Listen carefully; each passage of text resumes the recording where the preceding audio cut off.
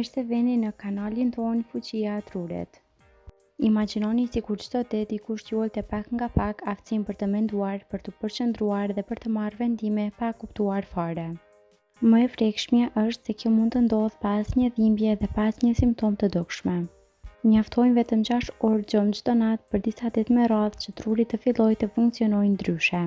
Kujtesa mund të dobësohet, reagimet të ngadalësohen dhe aftësia për të përqendruar të bjerë, ndërsa ju mund të mendoni se po funksiononi krejt normalisht. Studimet kanë treguar se mungesa e vazhdueshme e gjumit nuk ju bën vetëm të ndiheni të lodhur. Ajo ndikon në mënyrën si mësoni, si punoni, si drejtoni makinën, si kontrolloni emocionet dhe madje edhe në mënyrën si truri pastrohet gjatë natës. Në këtë video do të shohim se çfarë ndodh me trurin kur fleni vetëm 6 orë çdo natë për 7 ditë rresht dhe cilat ndryshime ndodhin ditë pas dite. Para se të vazhdojmë, bëni subscribe që të mos humbesni asnjë video që ju bën të kuptoni më mirë shëndetin tuaj. Dita e parë, mund të mos vini re shumë ndryshime. Pas vetëm një nate me rreth 6 orë gjumë, shumica e njerëzve vazhdojnë aktivitetet e tyre normale. Mund të ndiheni pak më të lodhur në mëngjes, për një filxhan kafe shpesh e maskon këtë mëngjesi. Megjithatë, edhe në këtë fazë truri fillon të humbas një pjesë të efikasitetit të tij. Reagimet mund të jenë pak më të ngadalta, përqendrimi nuk është aq i mbret dhe gabimet e vogla fillojnë të shfaqen më shpesh, edhe pse mund të mos i vini re. Dita e dytë dhe e tretë, fillon të grumbullohet borxhi i gjumit. Kur fleni pak për disa net radhaze, trupi fillon të krijojë atë që quhet borxh gjumi.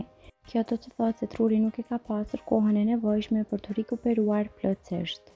Në këtë periudhë bëhet më e vështirë të përqendroheni për një kohë të gjatë.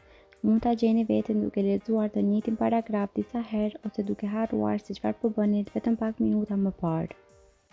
Edhe marrja e vendimeve fillon të ndikohet, truri lodhet më shpejt dhe ka më shumë gjasa të zgjedhë zgjidhjen më të lehtë, jo atë më të mirën.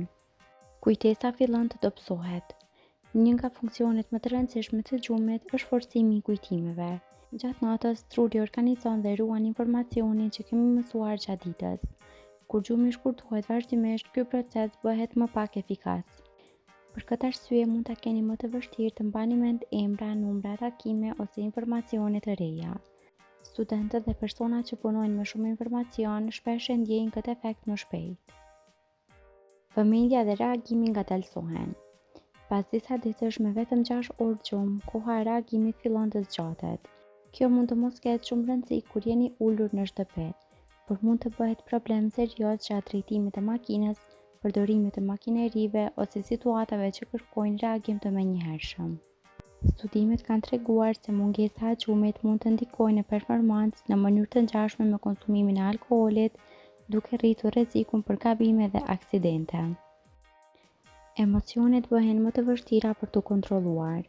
Nëse keni vënë re se pas disa netëve pa gjumë bëheni më nervoz ose irritoheni më lehtë, kjo nuk është rastësi.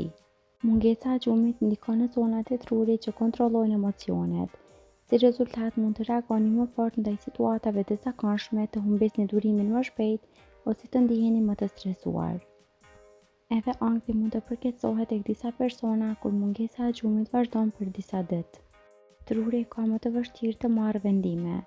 Një tjetër efekt i rëndësishëm është ulja e aftësisë për të menduar qartë.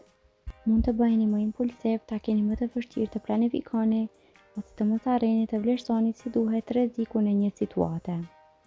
Kjo është një nga arsyet pse mungesa kronike e gjumit lidhet me më shumë gabime në punë, në shkollë dhe në jetën e përditshme. Truri nuk pastrohet siç duhet. Gjatë gjumit të thellë aktivizohet sistemi limfatik, një mekanizëm që ndihmon në largimin e mbetjeve metabolike që grumbullohen në tru gjatë ditës. Kur gjumi shkurtohet vazhdimisht, ky proces mund të bëhet më pak efikas.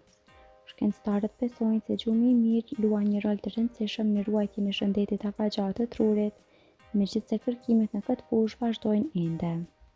Pas 7 ditësh mund të mendoni se jeni mirë, por truri nuk është. Një nga aspektet më interesante është se pas disa ditësh shumë njerëz ndihen sikur janë mësuar me vetëm 6 orë gjumë. Në realitet, testet e performancës tregojnë diçka tjetër. Përqendrimi, kujtesa, koha e reagimit dhe aftësia për të marrë vendime vazhdojnë të bien, edhe pse personi mendon se po funksionon normalisht.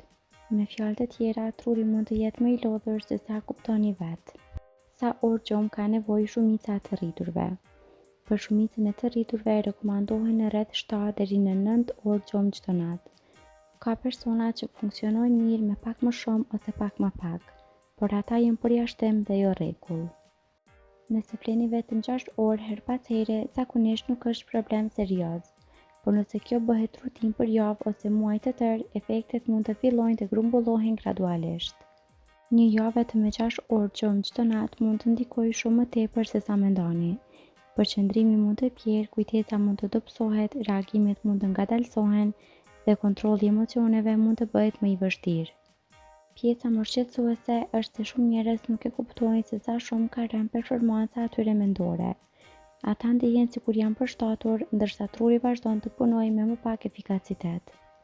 Nëse dëshironi një tru më të shëndetshëm, kujtesë më të mirë dhe më shumë energji gjatë ditës, gjumi nuk duhet të parë si humbje kohe. Përkundrazi, ai është një nga investimet më të rëndësishme që mund të bëni për shëndetin tuaj afatgjatë. Kaq për këtë video, faleminderit që na ndoqët dhe për më shumë video të tilla bëni subscribe, like dhe comment.